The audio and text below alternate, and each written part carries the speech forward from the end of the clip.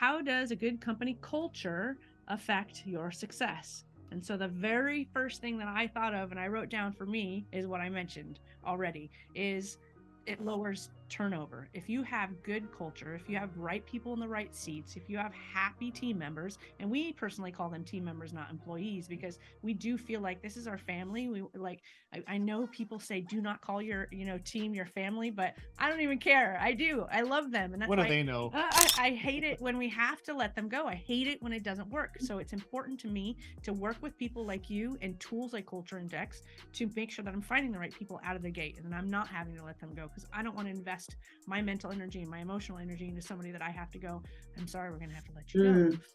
And that turnover cost, I looked it up too before we got on this call, and it's estimated that losing an employee can cost a company 1.5 to 2 times the employee's salary.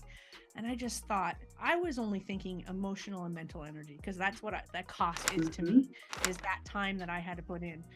But there is a financial cost to it too. So Beka, before we go to you, I'm just going to hit you, Flip, real quick, because you've been really, really quiet. I won't hit you. But not on camera anyway. Yeah, that'll be after we get on. Right. So company culture, like in our culture, what's something that you feel has attributed to success? And then we'll ask Beka the same question, because she's really kind of the pro in this space.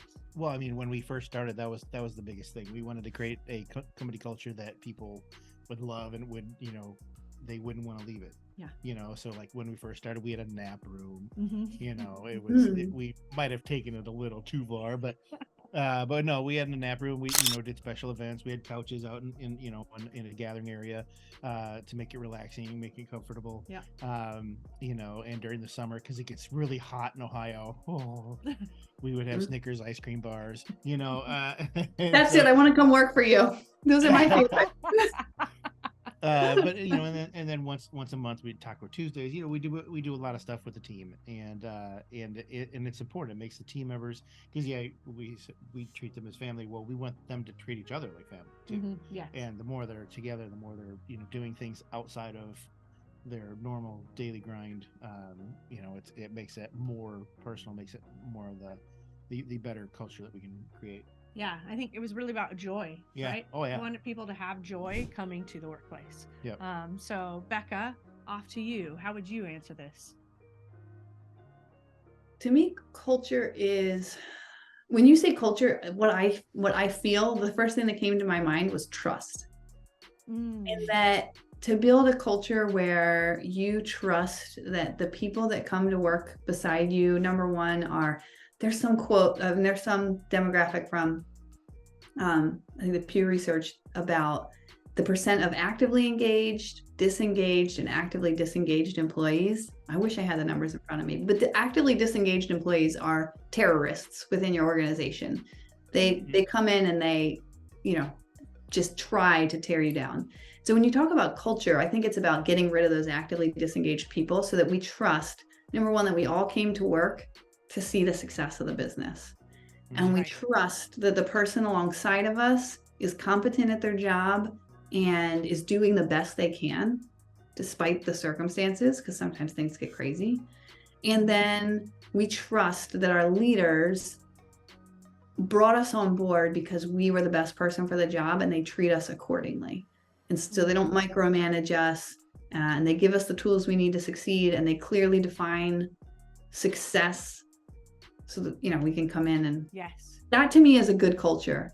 And I love I want to be a part of your Disney-esque culture, but I also think I work with a lot of engineers and stuff, right? And that stuff would drive them crazy, being forced to socialize at Taco Tuesday. And, they wouldn't love that, but that trust piece of it would build a culture where they would love to be. Yeah, I think that's super powerful. I love that. Hey, everybody. Hope you enjoyed that episode. Dani and I were talking, actually. I really enjoyed the Get Real portion of that interview where she's interweaving her work business in with her personal, with her husband. I thought that was very cool. Yeah, that was a really cool story. So I hope you enjoyed that episode. Beka is fantastic. We're so excited to have her on. If you're interested in syndications or investing in apartment buildings, this is what you're going to want to call the team about. So just go to chatwithfreedom.com, schedule a time with our investor relations team, and they can tell you more about it. We're super excited about it and so thankful that you took your time out of your day to listen to our podcast. Make sure you join us next Wednesday for another exciting episode of The Freedom Show. Bye, everybody. Bye.